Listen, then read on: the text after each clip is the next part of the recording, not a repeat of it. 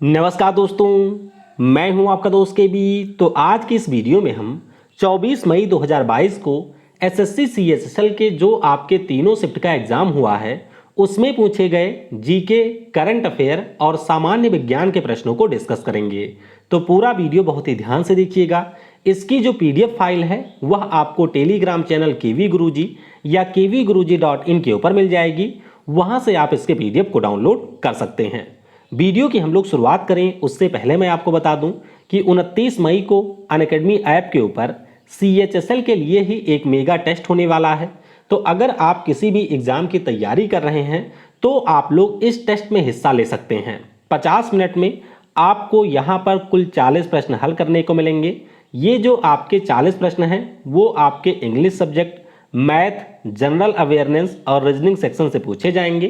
तो नीचे डिस्क्रिप्शन में और पिन कमेंट में आपको एक लिंक मिलेगी, उसके ऊपर क्लिक करके आप यूज करिएगा कोड KV10 और 29 मई को दिन में 12 बजे आप इस टेस्ट में शामिल हो सकते हैं। यहाँ पर जो ये टेस्ट होगा उसमें आपको अपनी ऑल इंडिया रैंक जानने का मौका मिलेगा। यहाँ पर आपको लाइव स्कोर देखने को भी मिलेगा। जो भी आपके प्रश्न हैं वो सारे अनअकैडमी के टॉप एजुकेटर के द्वारा बनाए गए हैं और अगर आपकी इसमें टॉप रैंक आती है तो अनअकैडमी के जो कोर्स होते हैं उसको आप फ्री में या फिर मैक्सिमम डिस्काउंट पर जीत सकते हैं। तो बस सिंपली आपको नीचे लिंक पर क्लिक करना है, कोड KV10 यूज करते हुए इसमें इनरोल कर लेना है। ये मेरा व्हाट्सअप नंबर है। तो अगर आपके कोई डाउट होते हैं, कोई सवाल होते हैं तो आप इस नंबर पर मुझसे कांटेक्ट कर सकते हैं। अनअकैडमी के किसी भी कोर्स के बारे में जानकारी चाहिए या फिर अनअकैडमी के किसी भी कोर्स पर आपको मैक्सिमम डिस्काउंट चाहिए तो उसके लिए भी आप लोग इस नंबर पर कांटेक्ट कर सकते हैं। बाकी जो हमारी एनालिसिस है वो आपके अनअकैडमी ऐप पर भी होती है जहां पर आपका लाइव टेस्ट होता है। तो इस लाइव टेस्ट में भी आप लोग हिस्सा ले सकते हैं। तो चलिए अब इस वीडियो की हम शुरुआत करते हैं।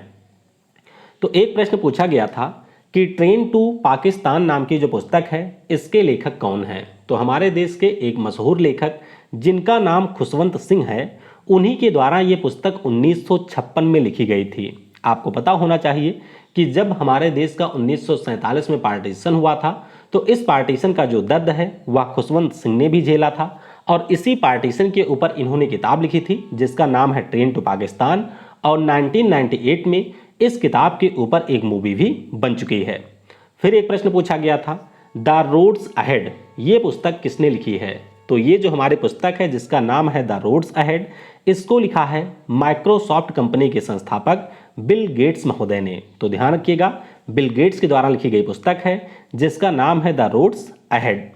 अगला प्रश्न पूछा गया कि 21 जनवरी को इनमें से कौन सा राज्य ने अपना स्थापना दिवस नहीं मनाया है। तो अगर हम लोग 21 जनवरी की बात करें तो हमारे देश के 3 ऐसे राज्य हैं जो अपना स्थापना दिवस मनाते हैं। कौन कौन से? एक हमारा त्रिपुरा राज्य है, दूसरा मणिपुर है और तीसरा है मिजोरम।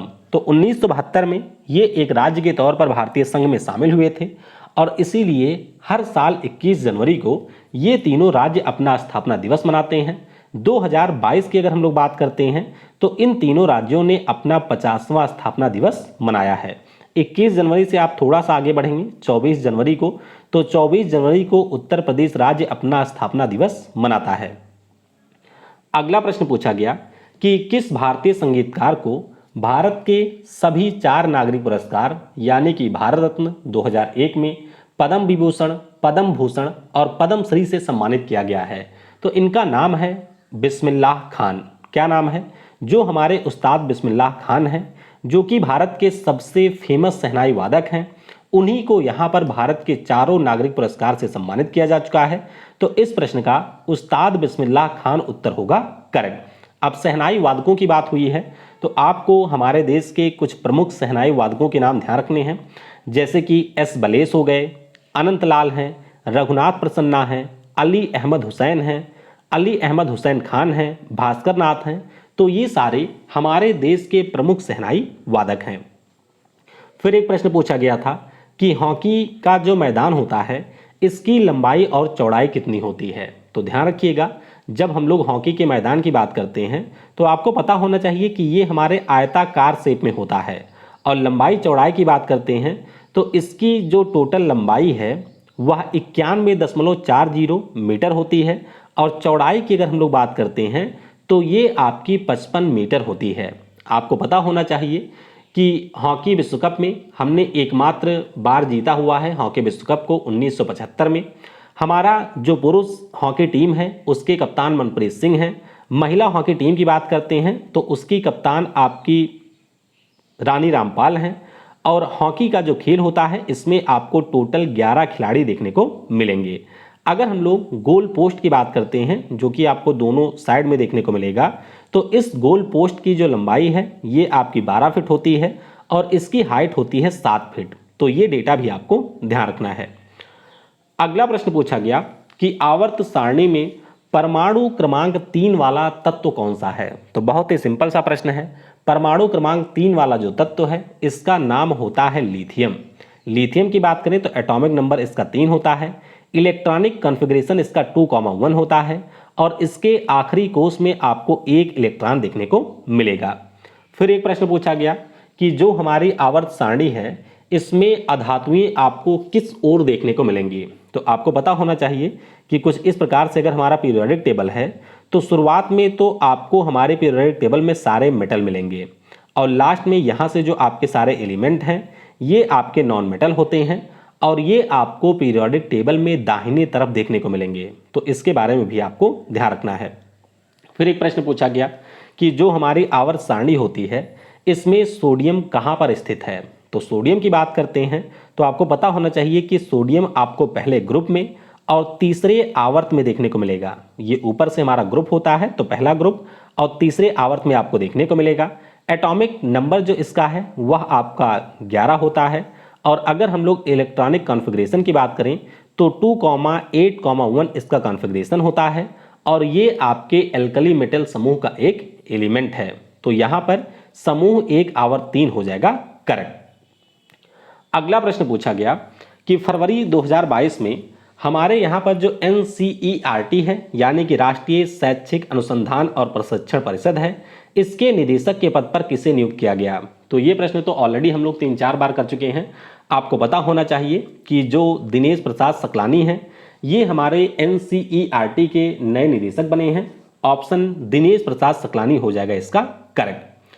अगला प्रश्न पूछा गया कि फरवरी 2021 में एशियाई क्रिकेट परिषद के अध्यक्ष के पद पर किसे नियुक्त किया गया। तो हमारे भारत के जो सबसे महान खिलाड़ी हैं जिन्हें हम लोग जय शाह के नाम से जानते हैं ये पिछले साल 2021 में एशियाई क्रिकेट परिषद के अध्यक्ष के पद पर नियुक्त हुए थे और आपको याद रखना है कि इस साल दोबारा इनको इस पद पर नियुक्त किया गया है यानी कि इस पद के लिए ये दोबारा चुन लिए गए हैं।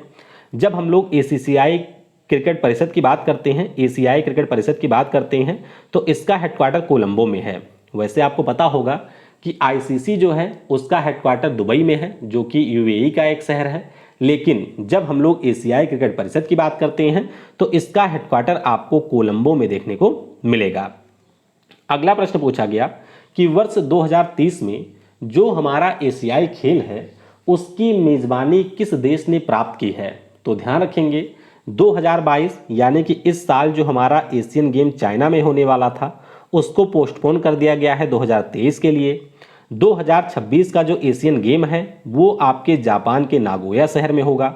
2030 की अगर हम लोग बात करते हैं तो ये जो एशियाई गेम है वो आपकी कतर की राजधानी दोहा में होगा और 2034 का जो एशियाई खेल है वो आपके सऊदी अरब की राजधानी रियाद में होगा। तो ये सारे एशियन गेम आपको यहाँ पर ध्यान रखने हैं। अगला प्रश्न पूछा गया कि 2022 में जो महिला हॉकी एशिया कप टूर्नामेंट है इसका आयोजन कहां पर किया गया। तो ये जो टूर्नामेंट है वो पहले थाईलैंड में होने वाला था लेकिन बाद में इसको टाल करके ओमान के मस्कट में आयोजित किया गया। फाइनल मुकाबले की बात करते हैं तो वह जापान और दक्षिण कोरिया के बीच में हुआ था। जापान और दक्षिण कोरिया के बीच में जिसमें जापान ने दक्षिण कोरिया को हरा दिया था। अपने देश भारत की बात करते हैं तो हमारा देश इस टूर्नामेंट में तीसरे स्थान पर रहा था और तीसरे स्थान के लिए जो गेम हुआ था उसमें हम लोगों ने चाइना को हराया था। तो ध्यान रखिएगा विजेता इसका जापान है, उप विजेता दक्षिण कोरिया था और हमारा देश इसमें तीसरे स्थान पर रहा था। अगला प्रश्न पूछा गया कि 2019 में पद्मश्री पुरस्कार विजेता नर्तकी नटराजन किस डांस से संबंधित हैं। तो नर्तकी नटराजन की बात करें तो ये हमारी भरतनाट्यम डांस से संबंधित हैं, तो इनके बारे में आपको ध्यान रखना है। अगला प्रश्न पूछा गया कि 2020 में तानसेन सम्मान से किसे सम्मानित किया गया था। तो तानसेन पुरस्कार की बात करें, हमारे जो पंडित सतीश व्यास हैं जो कि संतूर वादक हैं, इनको 2020 में तानसेन पुरस्कार से सम्मानित किया गया था। अब संतूर वादक हैं तो अपने देश के कुछ प्रमुख संतूर वादक हैं, उनके नाम भी आपको ध्यान रखने हैं। संतूर वादक में हमारे देश में जो सबसे बड़ा नाम था वो शिव कुमार शर्मा जी का था, और आपको ध्यान रखना है कि इसी साल शिव कुमार शर्मा जी का निधन हो गया है। फिर इनके बेटे हैं राहुल शर्मा, भजन सपूरी, उल्हास बापट, अभय सपूरी, तरुण भट्टाचार्य, आर विश्वेश्वरन, ये सारे हमारे देश के प्रसिद्ध संतूर वादक हैं। अगला प्रश्न पूछा गया कि प्रसिद्ध पुस्तक लज्जा की लेखिका कौन है। तो लज्जा यह एक हमारा बंगाली नॉवेल है और इसे लिखा है बांग्लादेशी लेखिका तस्लीमा नसरीन ने। किसने लिखा है? बहुत ही फेमस ये एक राइटर हैं जिनका नाम तस्लीमा नसरीन है, और उन्हीं के द्वारा लज्जा नाम की पुस्तक लिखी गई है। अगला प्रश्न पूछा गया था कि प्रसिद्ध टेलीविजन अभिनेत्री रश्मि देसाई का जन्म कहाँ हुआ था। तो मेरे हिसाब से ऐसा कोई प्रश्न आया नहीं होगा, हालांकि कुछ जगह पर मैंने देखा इस प्रश्न के बारे में बात हो रही थी। अगर रश्मि देसाई की बात करें तो ये आपकी टेलीविजन एक्ट्रेस हैं, और ध्यान रखिएगा कि नागौन जो कि महाराष्ट्र का एक जिला है वहाँ पर इनका जन्म हुआ था। तो ये प्रश्न एग्जैक्ट आया था या नहीं आया था, इसे के बारे में आप कमेंट में जरूर बताइएगा। फिर एक प्रश्न पूछा गया था कि उड़ीसा में जो प्रसिद्ध लिंगराज का मंदिर है इसको किस राजवंश के द्वारा बनवाया गया था। तो आपको ध्यान रखना है कि ये जो मंदिर है वो 11वीं शताब्दी में बना था। भगवान शिव का ये मंदिर है, उड़ीसा राज्य में आपको देखने को ये मिलेगा, और इसका निर्माण सोमवंशी राजवंश के द्वारा करवाया गया था। सोमवंशी राजवंश के हमारे शासक थे जिनका नाम ययाति केसरी है, उन्हीं के द्वारा 11वीं शताब्दी में इस लिंगराज मंदिर का निर्माण उड़ीसा में करवाया गया था। अगला प्रश्न पूछा गया कि राज्य की जो कार्यपालिका शक्ति है ये राज्यपाल में निहित होंगी, भारतीय संविधान के किस अनुच्छेद में वर्णित है। तो अभी कल रात को ही मैंने एक बार फिर से जब अनुच्छेद आपको पढ़ाया था तो उसमें हम लोगों ने सारे आर्टिकल डिस्कस किए थे। अगर आपने नहीं देखा है तो ऊपर के आई बटन पर आपको लिंक मिलेगी, उसमें जो टीसीएस के द्वारा संविधान से अनुच्छेद से प्रश्न पूछे गए हैं सारे प्रश्नों को हमने किया हुआ है, तो आई बटन पर क्लिक करके आप उसे देख सकते हैं। ध्यान रखिएगा संविधान का जो अनुच्छेद 154 है इसी में ये प्रावधान है कि राज्य की जो कार्यपालिका शक्तियां हैं वो हमारे राज्य की जो कार्यपालिका शक्ति है वो राज्यपाल में निहित होगी। अनुच्छेद 155 भी कई बार पूछा जाता है, तो ध्यान रखिएगा अनुच्छेद 155 में कहा गया है कि हमारे राज्यों के जो राज्यपाल होंगे उनकी नियुक्ति राष्ट्रपति महोदय के द्वारा की जाएगी, और अनुच्छेद 161 में राज्यपाल के क्षमादान की शक्ति का उल्लेख किया गया है।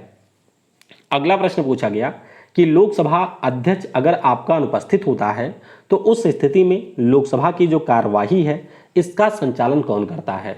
ध्यान रखिएगा कि लोकसभा के अध्यक्ष और उपाध्यक्ष का जो पद है वो हमारे संविधान के अनुच्छेद 93 में दिया गया है, और जब आपके लोकसभा का अध्यक्ष नहीं होता है तो उस स्थिति में जो लोकसभा की कार्यवाही है उसका संचालन उपाध्यक्ष के द्वारा किया जाता है। अगला प्रश्न पूछा गया कि भारतीय संविधान का कौन सा अनुच्छेद है जो कि धर्म, लिंग, जाति और जन्म स्थान के आधार पर विभेद के ऊपर रोक लगाता है। तो ये तो सिंपल सा प्रश्न था, ये हमारा है आर्टिकल 15। अनुच्छेद 15 इसके ऊपर रोक लगाता है। अनुच्छेद 16 की अगर हम लोग बात करते हैं तो ये आपको सरकारी नियोजन में सभी को समानता प्रदान करता है। अनुच्छेद 17 की अगर हम लोग बात करते हैं तो ये आपके छुआछूत के अंत से संबंधित है, और अगर हम लोग अनुच्छेद 18 की बात करते हैं तो वो आपके उपाधियों के अंत से संबंधित है। अगला प्रश्न पूछा गया कि प्लेइंग टू विन ये जो हमारी पुस्तक है वह किस खिलाड़ी की आत्मकथा है। तो प्लेइंग टू विन नाम की जो पुस्तक है इसकी लेखिका है साइना नेहवाल। तो साइना नेहवाल की ये आत्मकथा है। साइना नेहवाल के बारे में आपको पता होना चाहिए कि ये हमारे देश की एक प्रसिद्ध बैडमिंटन खिलाड़ी हैं। 2012 का जो लंदन ओलंपिक हुआ था उसमें इन्होंने भारत को बैडमिंटन में कांस्य पदक भी दिलाया था। अगला प्रश्न पूछा गया कि प्रसिद्ध पुस्तक the God of small thing के लेखक कौन हैं। तो आपको याद रखना है कि हमारे देश की जो पहली महिला हैं जिन्होंने हमारे देश के लिए मैन बुकर पुरस्कार जीता था, जिनका नाम अरुंधति राय है, उन्हीं के द्वारा the God of small thing नाम की पुस्तक लिखी गई है, और इसी पुस्तक के लिए 1997 में इनको मैन बुकर पुरस्कार मिला हुआ है। आपने एक नाम और सुना होगा जो कि सलमान रुश्दी साहब का है। ये हमारे देश के पहले व्यक्ति हैं जिन्होंने मैन बुकर पुरस्कार 1981 में जीता था और इनकी फेमस पुस्तक है द मिडनाइट चिल्ड्रन। आपने एक नाम और सुना होगा अरविंद अडिगा का, वो भी हमारे मैन बुकर पुरस्कार विजेता हैं और उनकी जो पुस्तक है उस पुस्तक का नाम है द व्हाइट टाइगर। तो ये सारे नाम आपको ध्यान रखने हैं। अगला प्रश्न पूछा गया कि निम्नलिखित में से सबसे बड़ा और गहरा महासागर कौन सा है। तो अगर हम अपने पांचों महासागरों की बात करते हैं तो उसमें आधे से ज़्यादा का जो हिस्सा है वो प्रशांत महासागर का ही है।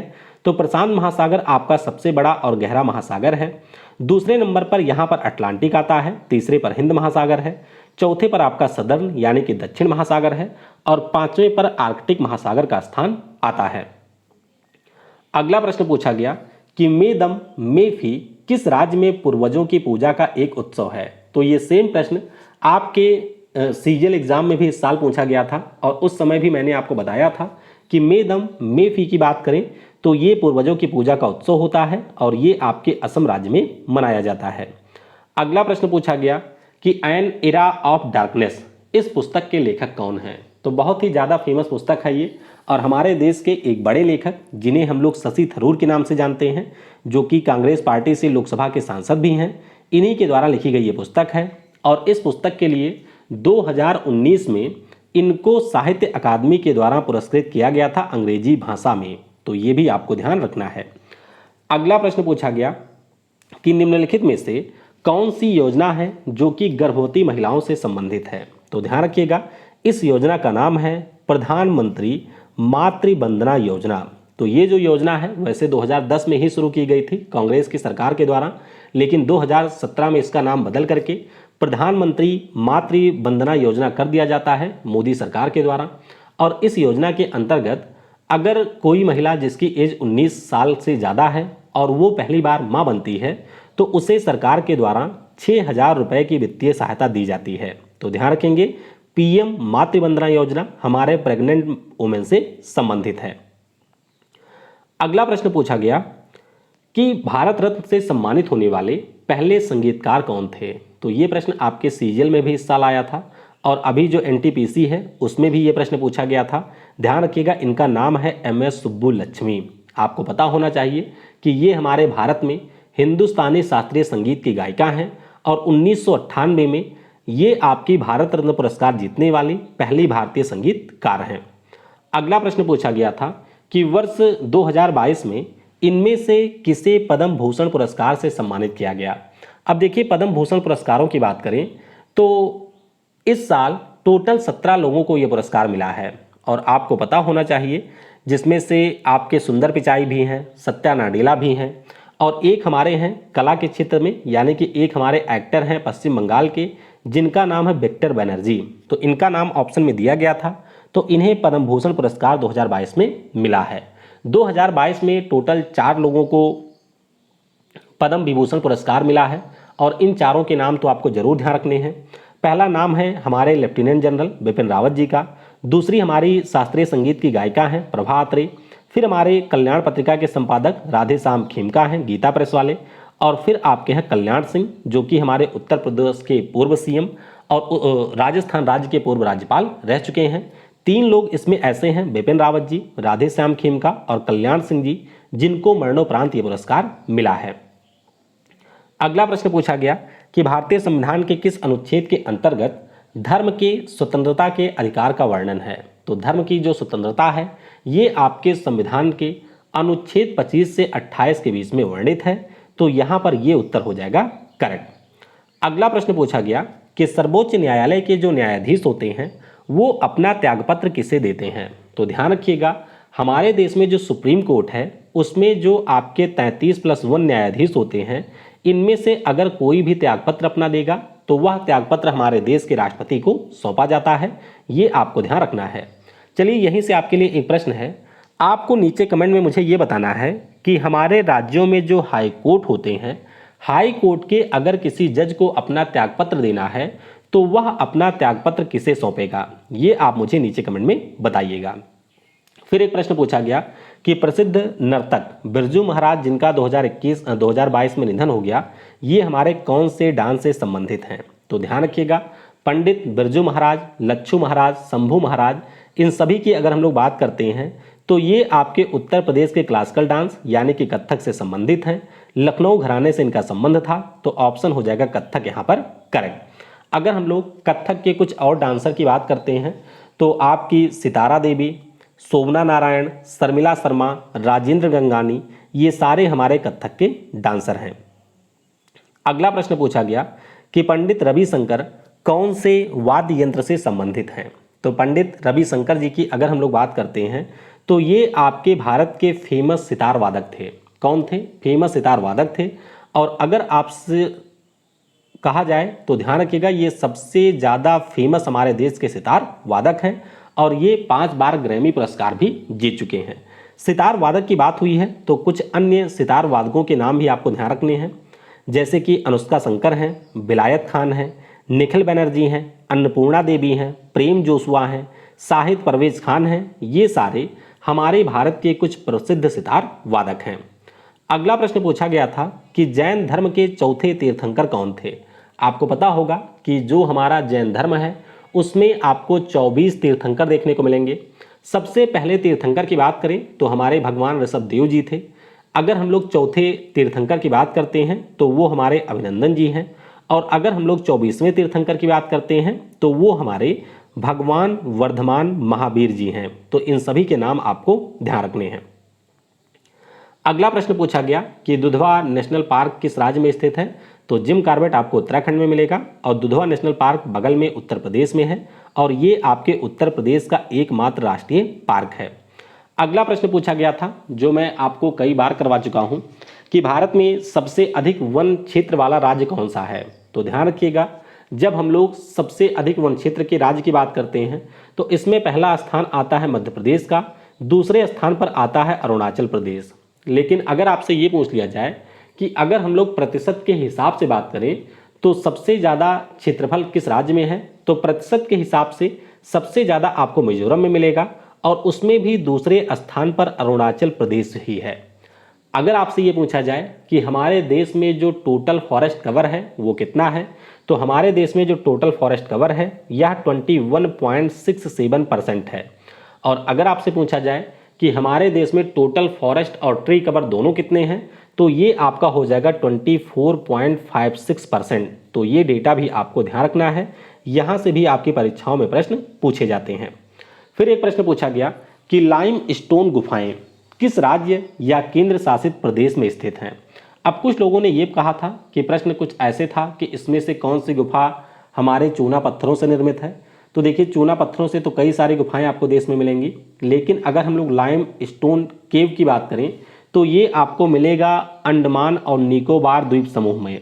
यहाँ पर एक छोटा सा आइलैंड है जिसका नाम है बरातांग आइलैंड और इसी आइलैंड के ऊपर आपको लाइम स्टोन गुफाएं देखने को मिलेंगी। अगला प्रश्न पूछा गया कि नाइट्रोमीथेन का फार्मूला क्या है? तो मीथेन से आप एक हाइड्रोजन को निकालिए, उसके स्थान पर आपको NO2 को ऐड कर देना है और बन जाएगा आपका नाइट्रोमीथेन। तो CH3NO2 ये आपके नाइट्रोमीथेन का फार्मूला है। अगला प्रश्न पूछा गया कि डाउन सिंड्रोम नाम की जो बीमारी है इसे और किस नाम से जाना जाता है? तो डाउन सिंड्रोम की बात करें, इसे हम लोग ट्राइसोमी 21 के नाम से भी जानते हैं। अगला प्रश्न पूछा गया कि पैरालंपिक 2020 में किस महिला खिलाड़ी ने स्वर्ण पदक जीता था? अब कुछ लोगों ने कहा कि पूछा गया था कि किस पैरालंपिक महिला खिलाड़ी ने आपके खेल रत्न पुरस्कार जीता। तो ध्यान रखिएगा, दोनों का ही उत्तर एक ही है, ये हमारी अवनी लेखारा हैं। ऑलरेडी इनका नाम कई सारे एग्जाम में आ चुका है। 2021 में जो आपका पैरालंपिक हुआ था उसमें इन्होंने गोल्ड और ब्रॉन्ज दोनों मेडल जीते हैं। ये आपके पैरा शूटिंग के खिलाड़ी हैं, राजस्थान राज्य से बिलोंग करती हैं और पिछले साल जिन 12 खिलाड़ियों को खेल रत्न पुरस्कार मिला था उनमें से हमारी एक अवनी लेखारा भी हैं। अगला प्रश्न पूछा गया कि कालिदास पुरस्कार 2020 से किसे सम्मानित किया गया था? तो जो हमारा ये कालिदास पुरस्कार है 2020 का, इससे आपके बनारस हिंदू विश्वविद्यालय की असिस्टेंट प्रोफेसर जो कि आपके इतिहास विभाग की हैं, उनको ये पुरस्कार मिला था। नाम इनका डॉक्टर कनुप्रिया है और इनकी जो कलाकृति है ऋतु संहार चित्रम, उसी के लिए कालिदास पुरस्कार 2020 से इन्हें सम्मानित किया गया था। तो इस प्रकार से लगभग 47 प्रश्न जो मुझको मिले थे उन सारे प्रश्नों को हमने डिस्कस कर लिया है। इसके अलावा भी अगर आपको कुछ प्रश्न पता है, 24 मई को अगर आपने एग्जाम दिया है तो वो सारे प्रश्न आप लोग नीचे कमेंट में लिख सकते हैं। जब मैं आपको 25 मई वाला वीडियो दूंगा तो उसमें उन प्रश्नों को हम लोग इंक्लूड कर देंगे। वीडियो को समय देने के लिए आपको बहुत बहुत धन्यवाद। Thanks for watching. जय हिंद, जय भारत।